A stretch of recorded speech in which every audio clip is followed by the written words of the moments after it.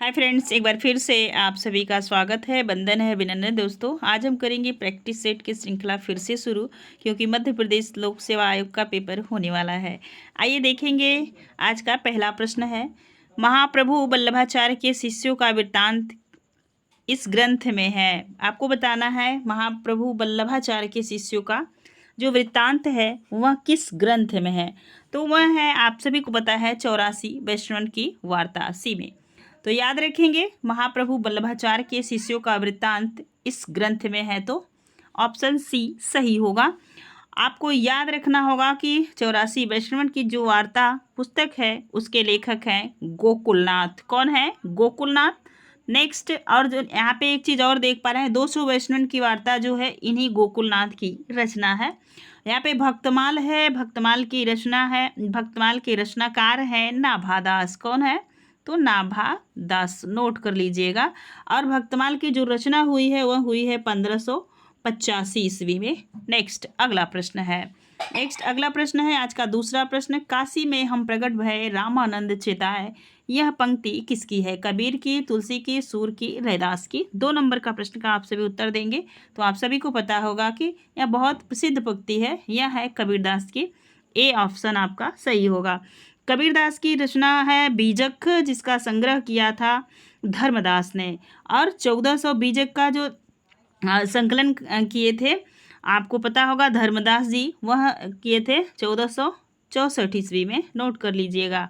और इसमें 3 इनकी जो है कि बीजक में 3 इनकी रचनाएं संकलित हैं। एक है साखी, सबदी, रमैनी। बार बार यह प्रश्न पूछा जाता है, तो आप याद रखेंगे। 3 भागों में है। नेक्स्ट देखेंगे, यहाँ पे अगला प्रश्न है आज का तीसरा, रासो शब्द की उत्पत्ति रसायन से किसने मानी? गारसा दत्तासी, रामनारायण दुगड़ू, नेक्स्ट दुगड़, रामचंद्र शुक्ल, पंडित हरप्रसाद शास्त्री। 3rd नंबर के प्रश्न का आंसर होगा रामचंद्र शुक्ल जी माने हैं। शुक्ल जी ने किससे माना है? तो रसायन से माना है। ये चीज़ आप याद रखेंगे। तासी है, यहाँ पे देख रहे हैं, तासी ने किस शब्द से माना है? ये आपको इंपॉर्टेंट है। ये तासी राज सूय से माना है। किससे माना है? तो राज सूय से माना है। और पंडित हरप्रसाद शास्त्री ने किससे माना है? तो राज यश से माना है। किससे माना है? राज यश से। नेक्स्ट अगला प्रश्न आज का चौथा प्रश्न है, लक्षण ग्रंथ का अर्थ है नायिका भेद, काव्यांग, विवेचन, रस निष्पत्ति, गुणदोष।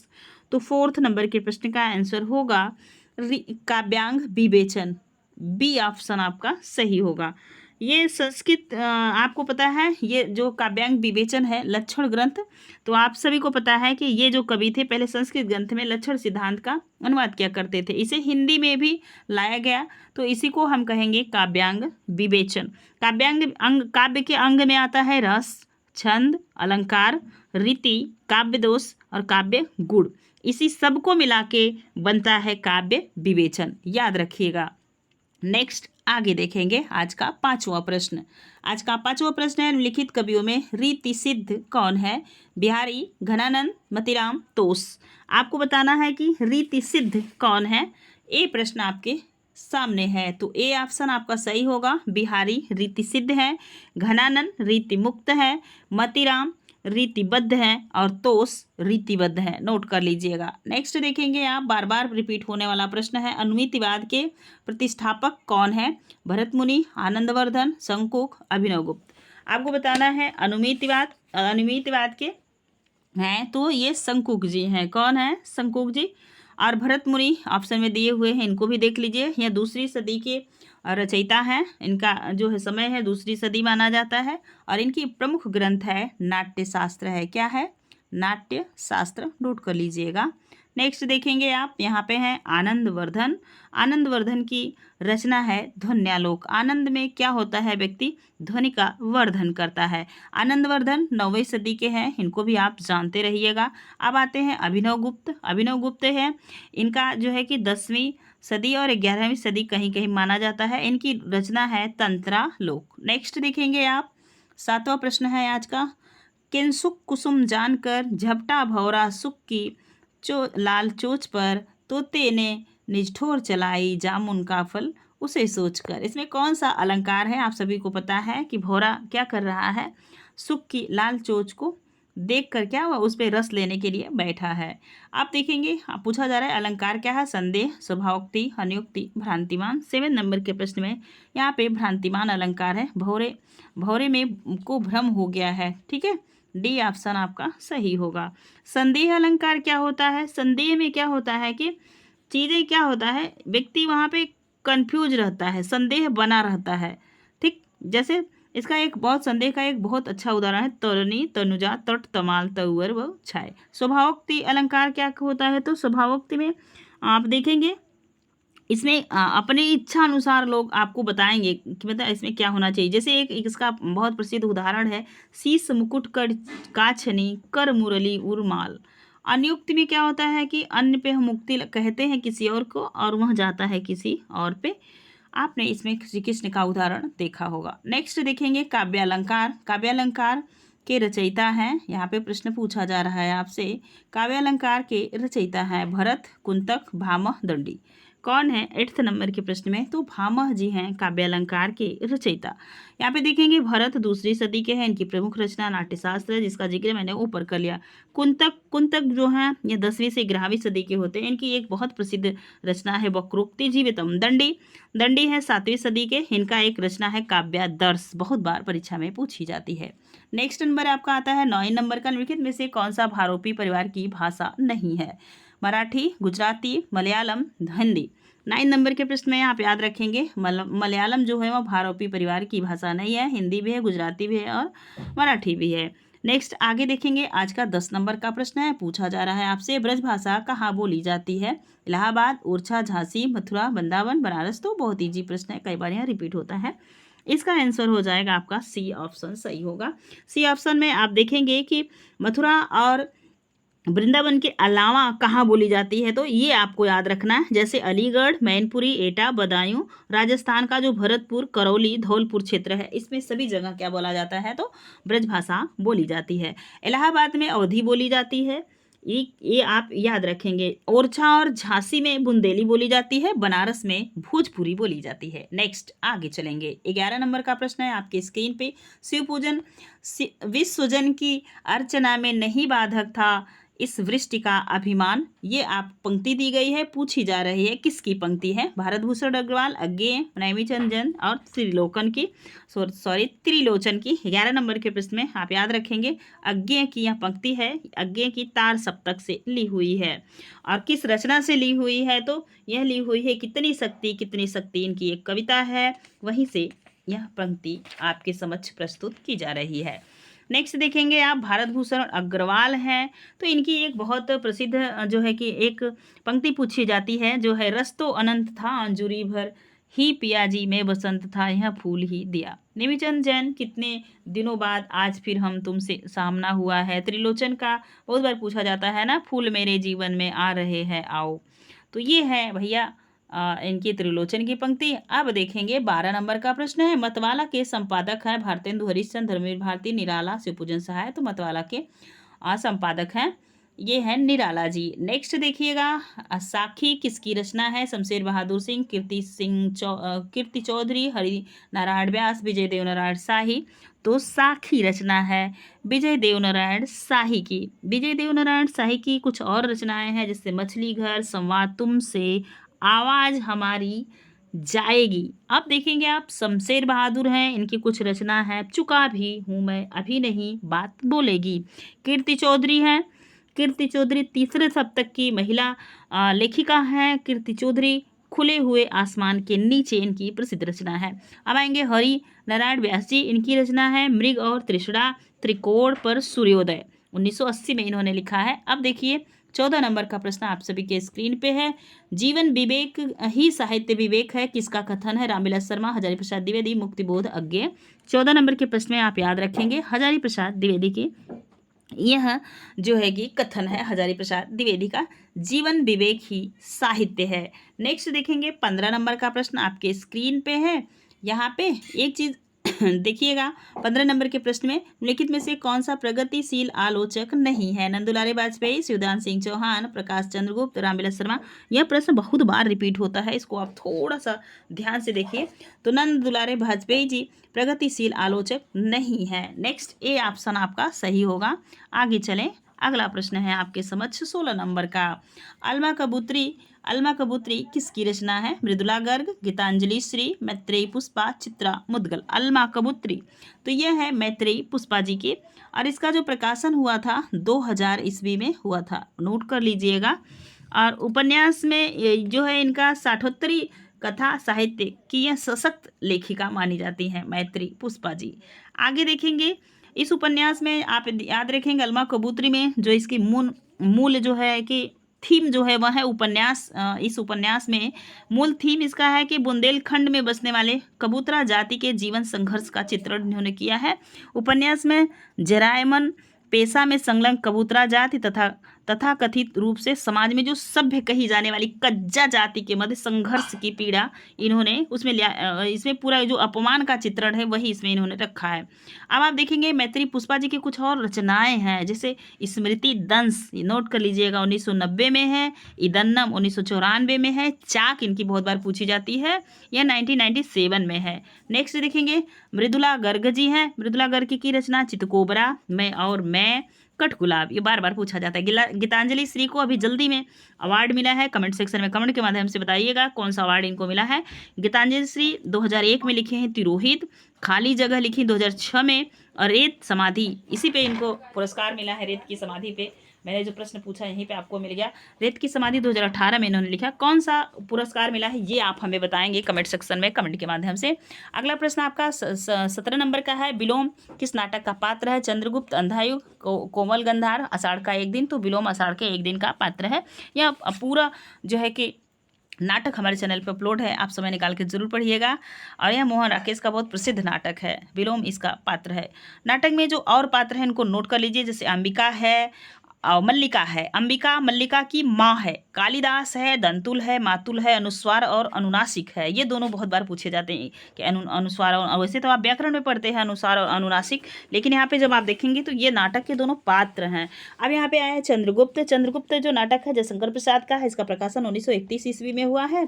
और जयशंकर प्रसाद का इसके जो प्रमुख पात्र हैं चाणक्य हैं, चंद्रगुप्त है, अलका है, मालविका है।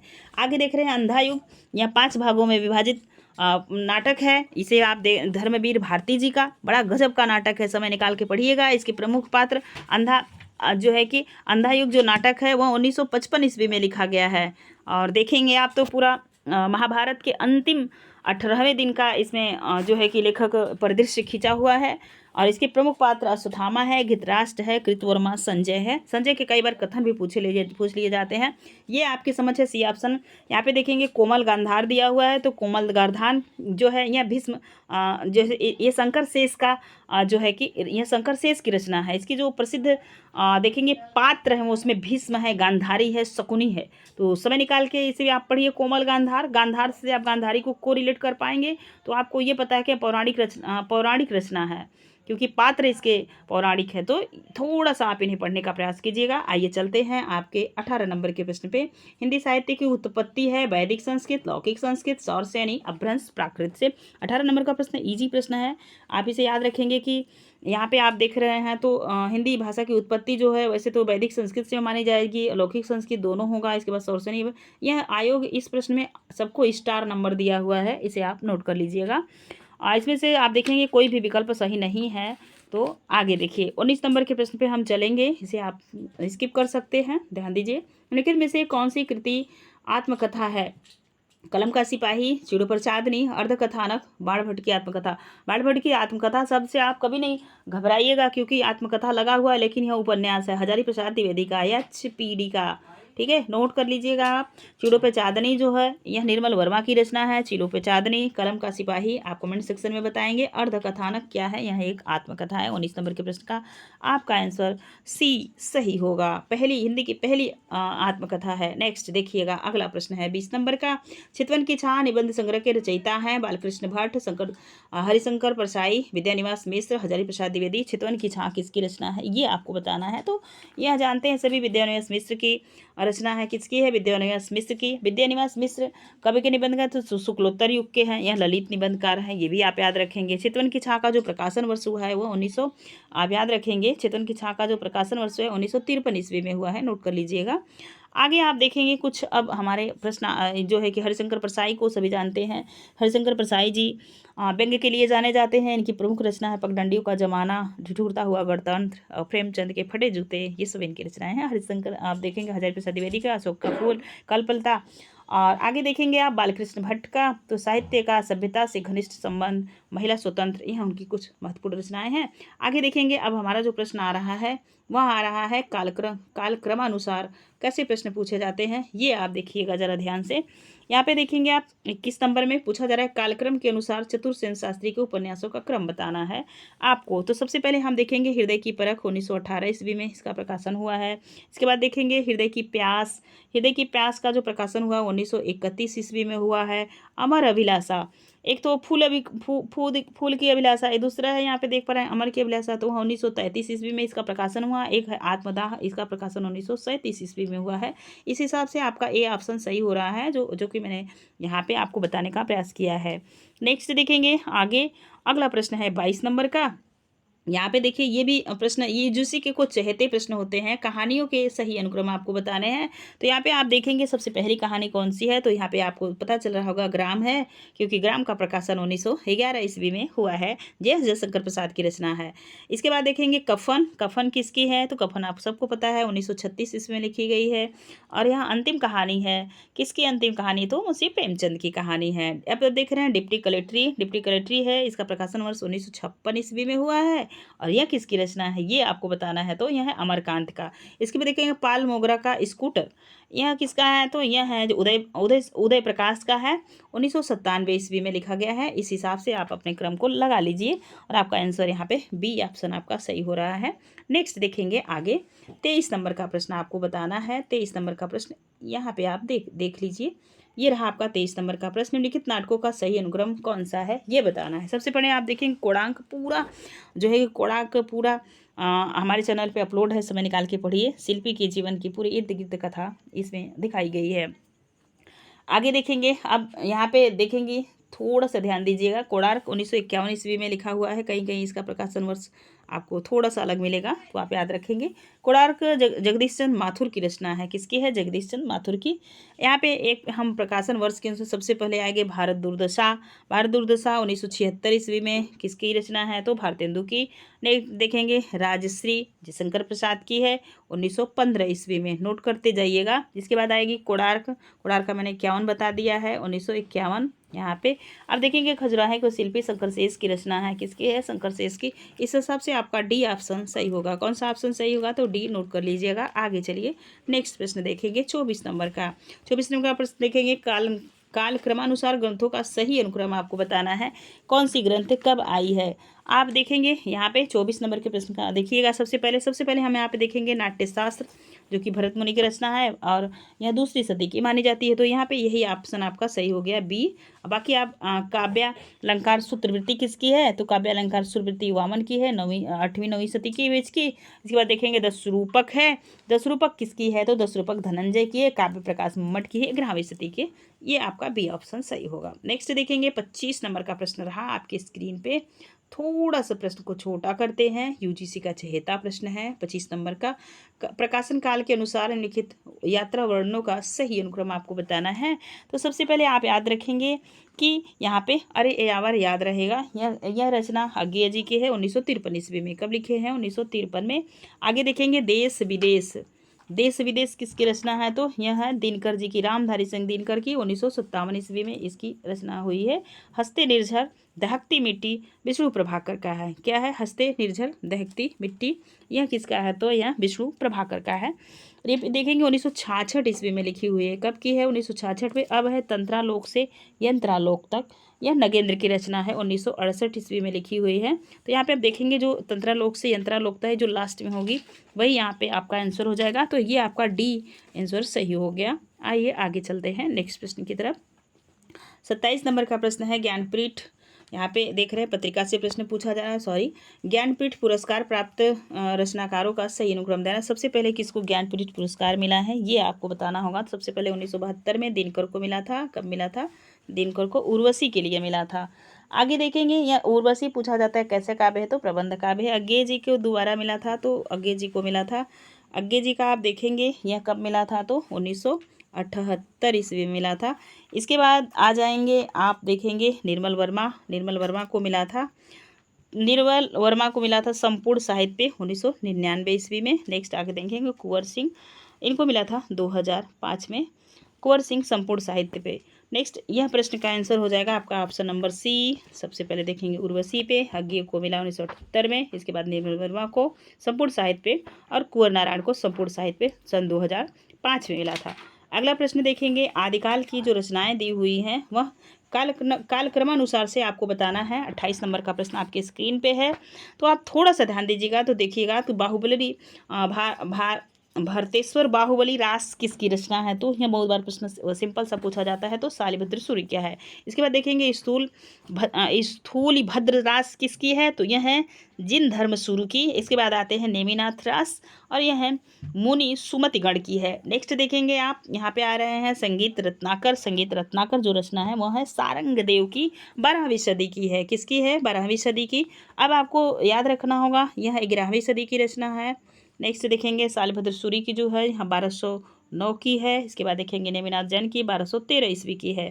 इसके बाद आप देख पा रहे हैं यहाँ पे, तो ए ही ऑप्शन आपका सही बन रहा है। ए ऑप्शन आपका सही होगा। नेक्स्ट अगले प्रश्न की तरफ चलेंगे। 29 नंबर का प्रश्न आपके स्क्रीन पे है, आप थोड़ा सा इस प्रश्न को ध्यान से देखिएगा। तो यहाँ पे देखेंगे ये रचना काल के अनुसार हमको बताना है कि रचना काल के अनुसार सही क्रम बताना है। तो सबसे पहले देखेंगे इंद्रधनुष रौदे हुए, अज्ञे की रचना है, और यह हुई थी, इसकी प्रकाशन हुआ था 1957 ईस्वी में। नेक्स्ट देखेंगे सीढ़ियों पे धूप। सीढ़ियों पे धूप किसका है?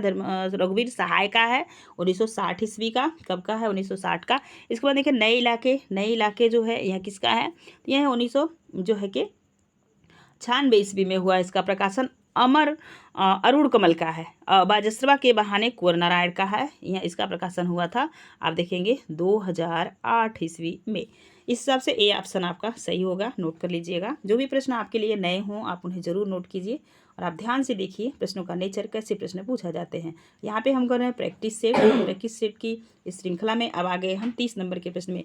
वीडियो में आप यदि यहाँ तक बने हैं, वीडियो पसंद आ रहा है तो प्लीज़ लाइक कर दीजिएगा, इतनी मेहनत के लिए। आइए चलते हैं 30 नंबर के प्रश्न के लिए। यहाँ पे देखेंगे हम, सबसे पहले देखेंगे कुछ कथन हैं और किसके हैं ये आपसे पूछा जा रहा है प्रश्न। शब्दार्थों सहितो काव्यम, यह भामह का है। किसका है? भामह का। 5 नंबर।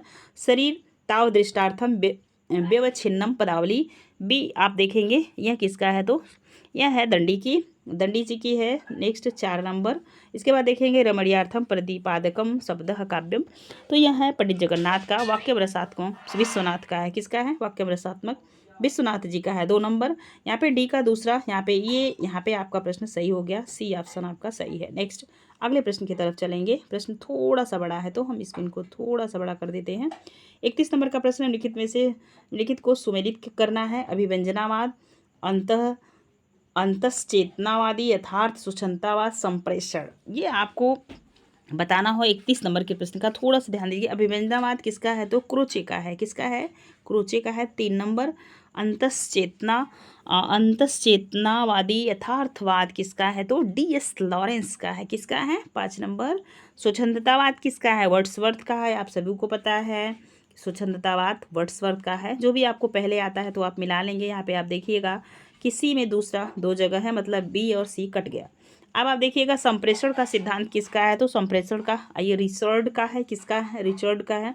डी में चौथा, यहाँ पे देख रहे हैं डी ऑप्शन आपका सही हो गया। ऐसे आप प्रश्न करेंगे परीक्षा में। नेक्स्ट आगे देखिएगा 32 नंबर का प्रश्न, निबंधकार और उनकी कृतियों के साथ सुमेलित करना है। हजारी प्रसाद द्विवेदी का कौन सा है? चिंतामणि, ये है डी में पहला। तो यहाँ पे देख रहे हैं ए भी कटा, डी भी कटा और ए भी कट गया। अब आप ऑप्शन 2 में यहाँ पे आप देखेंगे, क्योंकि चिंतामणि जो है यह आचार्य रामचंद्र शुक्ल की रचना है। अब आप देखेंगे कि साहित्य देवता किसका है? तो यही आप क्लियर कर लीजिए तो आपका प्रश्न तुरंत सही हो जाएगा ना 32 नंबर में। आप याद रखेंगे यहाँ पे 1 मिनट। सी ऑप्शन आपका सही हो रहा है। तो याद रखेंगे कुबेरनाथ राय का है। प्रिया नीलकंठी किसका है? कुबेरनाथ राय का है। ठीक है, प्रिया नीलकंठी। और आप देखेंगे हजारी प्रसाद द्विवेदी का है। भीष्म को क्षमा नहीं किया, चौथा नंबर। तो बी में चौथा यहाँ पे देख रहे हैं, यहाँ भी बी में चौथा है, यहाँ पे 2। सी ऑप्शन आपका सही हो गया। नेक्स्ट अगला प्रश्न आपके स्क्रीन पे है। यहाँ पे थोड़ा सा ध्यान दीजिएगा, पीडीएफ थोड़ी सी क्लियर नहीं है तो फिर भी आप सुन लीजिए। देखिए आप देखेंगे 33 नंबर के प्रश्न को। 33 नंबर के प्रश्न, पुनर्वा किसकी रचना है? तो पुनर्वा हजारी प्रसाद द्विवेदी का है। इसका मतलब 3 नंबर, यहाँ पे 3, यहाँ पे ये प्रश्न देख रहे हैं, एक ही में आपने सही किया तो यह प्रश्न आपका सही हो गया। अब आप देखेंगे कब तक पुकारूं, कब तक पुकारूं किसका है? तो ये है अमृतलाल नागर का। भूले विस्तृत चित्र किसका है? तो यह है भगवती चरण वर्मा का। मनुष्य के रूप में हो सकता है यहाँ आपके लिए नया हो, तो यह यशपाल का है। नेक्स्ट आगे चलेंगे, नेक्स्ट अगले प्रश्न की तरफ। यह 34 नंबर का प्रश्न। पत्रिका को मिलाना है, पत्रिका उनके संपादक को मिला देना है। आप देखेंगे जो है कि पत्रिकाओं को मिला दीजिए फटाफट। ध्यान दीजिए, जो वागर्थ है यह किसकी है? तो मासिक पत्रिका है। और यह विजय बहादुर सिंह की है, मतलब 5 नंबर। तो यहाँ पे देख रहे हैं आपका प्रश्न यहीं पे सही हो गया। अब देखेंगे नया ज्ञानोदय। तो नया ज्ञानोदय किसका है? तो यह रविंद्र कालिया का है। इसके बाद देखेंगे आप वसुधा किसका है? हरिशंकर प्रसाई का है। रंग प्रसंग हो सकता है आपके लिए नया हो, तो यह प्रकार प्रयाग शुक्ल का है। ठीक है, तो वागर्थ का प्रकाशन वर्ष 1995 में हुआ है, नोट कर लीजिए। वसुधा है 1953 में। नया ज्ञानोदय 2003 में। रंग प्रसंग इसका डेट मुझे क्लियर नहीं है, अगर आपको पता हो तो हमें कमेंट सेक्शन में बता सकते हैं। आइए नेक्स्ट प्रश्न की तरफ चलेंगे। 35 नंबर का प्रश्न है। 35 नंबर के प्रश्न में देखेंगे कहानी और उनकी कहानीकारों के साथ सुमेलित करना है। उषा प्रियमदा क्या है? वापसी, जिसमें आप गजाधर बाबू। वापसी पूरी कहानी हमारे चैनल पे अपलोड है, प्लेलिस्ट में आप जाके जरूर पढ़िएगा। कहानी को तो पूरी तरीके से आप पढ़ें। इसके बाद देखेंगे अकेली। अकेली किसकी कहानी है? थोड़ा सा आप बताइए फटाफट। देखेंगे उषा प्रियमदा की वापसी मनु भंडारी की है। अकेली यहाँ पे ध्यान दीजिए। इसके बाद देखेंगे कृष्णा सोबती का है। सिक्का बदल गया, यूजीसी नेट के पाठ्यक्रम में है। और निर्मल वर्मा की परिंदे। सारी कहानियाँ आपको मिल जाएगी आद्रा को छोड़ के, बाकी आप पढ़िए। सिक्का बदल गया, परिंदे, वापसी, सब कहानियाँ चैनल पे अपलोड हैं। समय निकाल के जरूर पढ़िए। वीडियो पसंद आए तो लाइक भी कर दीजिए। ये ऑप्शन आपका सही हो गया। आइए आगे चलते हैं। 37 नंबर का प्रश्न है। यहाँ पे देखेंगे हम अब मिलान करना है। क्या मिलान करना है? पंक्तियाँ हैं उनकी कवि है। अन्याय जिधर है उधर शक्ति है, निराला की है, आपको पता होगा। नारी तुम केवल श्रद्धा हो, विश्वास रजन नग पगतल में। आप देखेंगे यहाँ किसकी है? तो प्रसाद जी की है। आगे देखेंगे बहुत दिनों तक चूल्हा रोया, चक्की रही उदास, सिंहासन खाली करो की जनता आती है। ये 2 आप मिलाएंगे। 36 नंबर के प्रश्न में आप याद रखिएगा। तो कहाँ से ली हुई है? अन्याय जिधर है उधर शक्ति है, तो राम की शक्ति पूजा से। नारी तुम केवल श्रद्धा हो कमायनी से लिया हुआ है।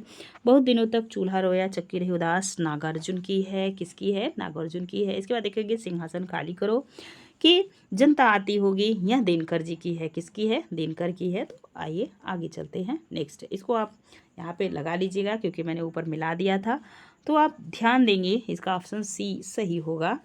आइए आगे चलते हैं। 37 नंबर के प्रश्न को हम थोड़ा सा आपके समक्ष प्रस्तुत करते हैं और स्क्रीन बड़ी करके ध्यान दीजिए।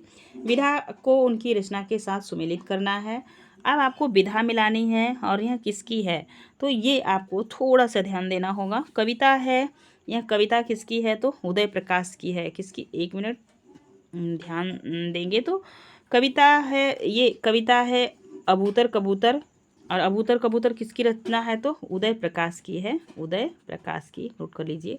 आप देखेंगे कहानी, कहानी है शहादत नामा की। शहादत नामा किसकी रचना है? तो जितेंद्र भाटिया की है। एक उपन्यास है, उपन्यास है पहला गिरमिटिया। पहला गिरमिटिया किसकी रचना है? तो गिरिराज किशोर का।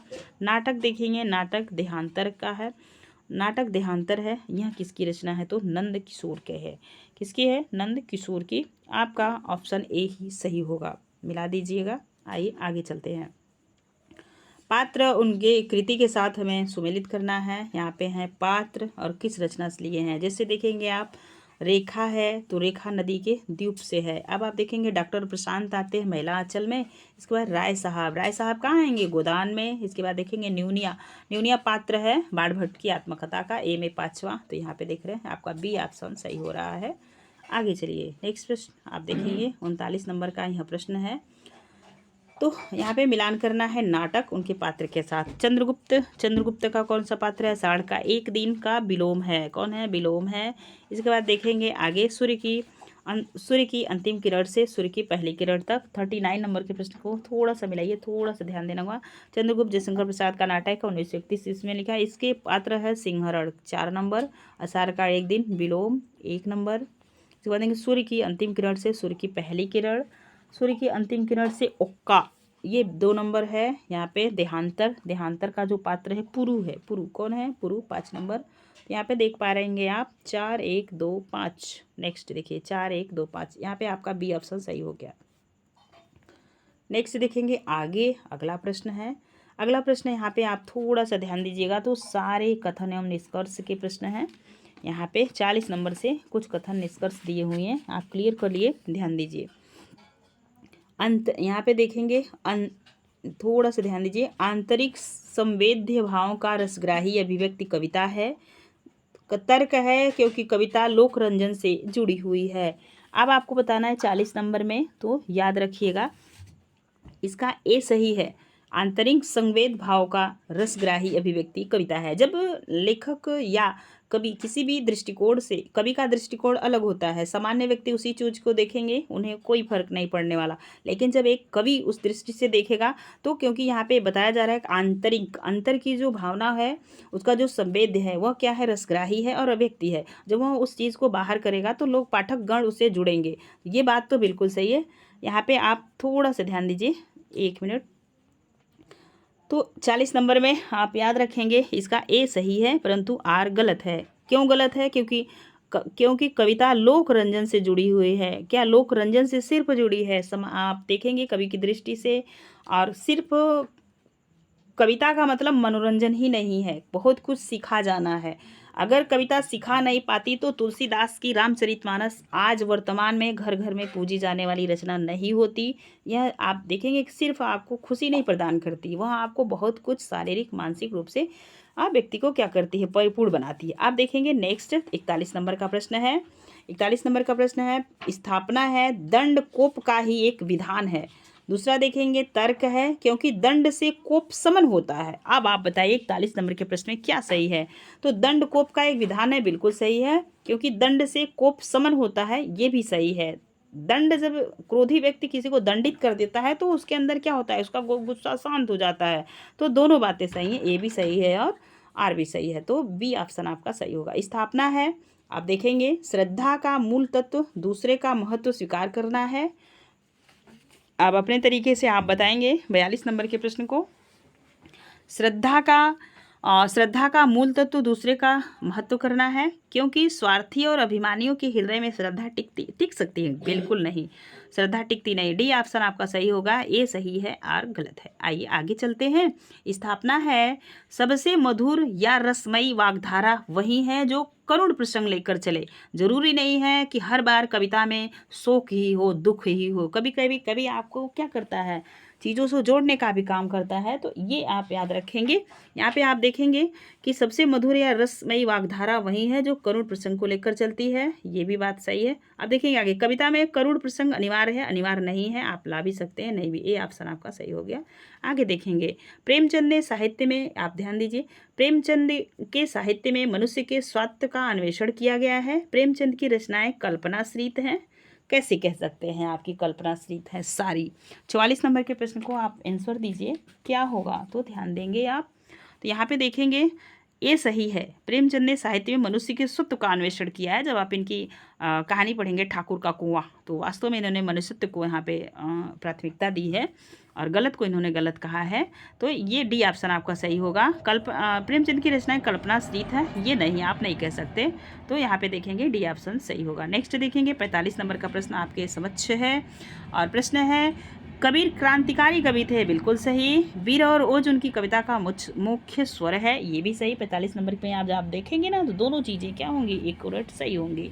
तर्क भी सही है। यहाँ पे एक चीज़ आप याद रखेंगे 45 नंबर में, थोड़ा सा आप समझिए, वीर और ओज उनकी कविता के मुख्य स्वर हैं। तो कभी कभी उपदेशक भी तो कबीर हैं, सिर्फ वीरता ही उन्होंने नहीं दिखाया है।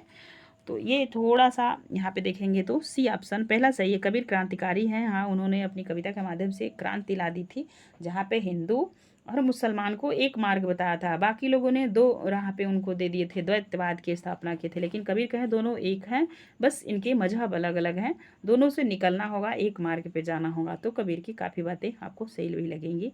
और शुक्ल जी कहते हैं कबीर की जो भाषा थी वह चिढ़ाने वाली सिद्ध हुई। ऐसा यदि आप अन्य साहित्य पढ़ा होगा तो आप ध्यान देंगे, लेकिन तुलसी की भाषा जो थी वो लोगों को पसंद आई, ये भी इन्होंने यहाँ पे कहा हुआ है। जब आप शुक्ल जी को पढ़े होंगे समझ पाएंगे। आइए हम चलेंगे, अब देखेंगे कि आपका एक पैसेज दिया हुआ है और आप उसे ध्यान से पढ़ के आंसर दीजिए फटाफट। चलिए अब देखेंगे, छोटा सा पैसेज है, फटाफट आप पढ़िए और प्रश्नों का आंसर दे दिए। कलयुग सब युगों से अच्छा है क्योंकि इसमें मानस पाप का कुछ फल नहीं होता, किंतु मानस पुण्य का पूरा फल मिलता है। राम का नाम राम से बड़ा भी राम का नाम राम से भी बड़ा है, भय की कोई ज़रूरत नहीं है। योग ने गृहस्थ को ज़रूरत से ज़्यादा संशयालु बना दिया है, भक्ति ने पूरा असववादी। एक ने मुक्ति को महंगा सौदा बता दिया है, दूसरे ने बहुत सस्ता। योग में गल दस्रु भावुकता को का कोई स्थान नहीं है, जो भक्ति पक पक पर भक्तों को कंप आवेग जड़ता रोमोद्गम की अवस्था में ला देती है, वह इस क्षेत्र में अपरिचित थी। और यदि सचमुच ही भाग और विभाग और अविभाग से परे हैं, सूक्ष्म और स्थूल के अतीत है, यदि वे एक रस है, समरस है, तो फिर भी रोने से होता क्या है। अब ये पूरा रहा आपके समक्ष पैसेज। अब आप प्रश्न को बताएंगे। यहाँ पे देखेंगे 46 नंबर का प्रश्न है, कलयुग सब युगों से क्यों अच्छा है। तो 46 नंबर में आप ध्यान दीजिएगा कि क्योंकि इसमें पाप, ध्यान देंगे आप, क्योंकि इसमें पाप और पुण्य समान है। इसमें मानस पाप का फल मिलता है, इसमें मानस पाप से मनुष्य दंडित नहीं होता, इसमें मानस पुण्य का फल मिलता है। तो आपने पैसेज पढ़ा होगा तो इस चीज़ को आप बखूबी समझ रहे हैं। ठीक है, डी ऑप्शन सभी युगों से क्यों है, क्योंकि इसमें मानस पुण्य का फल मिलता है। नेक्स्ट देखेंगे 47 नंबर का प्रश्न है, भक्ति ने मुक्ति को क्यों सस्ता बना दिया। भक्ति साधना कठिन नहीं है, भक्त की दृष्टि से मुक्ति का कोई महत्व नहीं है, भक्ति ईश्वरी प्रेम के कारण सुलभ है, भक्ति में योग के समान कुछ साधन नहीं है। 47 नंबर के प्रश्न का आंसर दीजिए। तो इसमें आप देखेंगे बी ऑप्शन सही होगा, भक्त की दृष्टि में मुक्ति का कोई महत्व नहीं है। नेक्स्ट आगे देखिए, आगे देखेंगे आप, योग में गलदस्यु भावुकता का कोई स्थान नहीं है। प्रश्न है, योग साधना कठोर साधना है, योग में भावना को स्थान नहीं है, योग की पद्धति में ज्ञान की शुष्कता है, योग गृहस्थ के लिए दुष्कर है। 48 नंबर के प्रश्न का आंसर दीजिए। तो यहाँ पे देखेंगे योग भावना का स्थान नहीं है, योग में भावना का कोई स्थान नहीं है, इसलिए क्या हो रहा है, योग में गलदस्यु भावुकता का कोई स्थान नहीं है। बी ऑप्शन आपका सही हुआ। आगे देखेंगे 49 नंबर का प्रश्न है और आज का अंतिम दूसरा प्रश्न है, योग और भक्ति ने गृहस्थ को किस रूप में प्रभावित किया है। गृहस्थ के लिए योग साधना कठिन है, भक्ति में सरसता है, योग में दुष्करता है, भक्ति एक सस्ता सौदा, योग महंगा है, गृहस्थ के लिए भक्ति आकर्षक है, योग में दुष्करता है। 49 नंबर के प्रश्न का आंसर दीजिएगा। तो यहाँ पे हो जाएगा भक्ति में सरसता, योग में दुष्करता है। परम तत्व क्या है, अब आपको बताना है। आज का अंतिम प्रश्न है 50 नंबर का, परम तत्व क्या है। वह अखंड चैतन्य स्वरूप है, वह विभाग अविभाग से परे है, वह गुणहीन आकारहीन है, वह मायातीत है। 50 नंबर के प्रश्न का आंसर होगा वह विभाग अविभाग से परे है। बी ऑप्शन आपका सही होगा। आज ये पूरा रहा 50 प्रश्न। वीडियो आपको कैसा लगा हमें कमेंट सेक्शन में कमेंट के माध्यम से बताइएगा। कोई प्रश्न में कोई त्रुटि हो या कोई प्रॉब्लम लग रहा हो प्रश्न में, आप मुझे कुछ सजेशन देना चाहते हैं तो ज़रूर दीजिएगा। और अब यदि वीडियो पसंद आएगा तो लाइक कर दीजिएगा, अपने दोस्तों में साझा कर दीजिएगा। चैनल पर नए हो तो चैनल को सब्सक्राइब कीजिएगा। आपका दिन शुभ।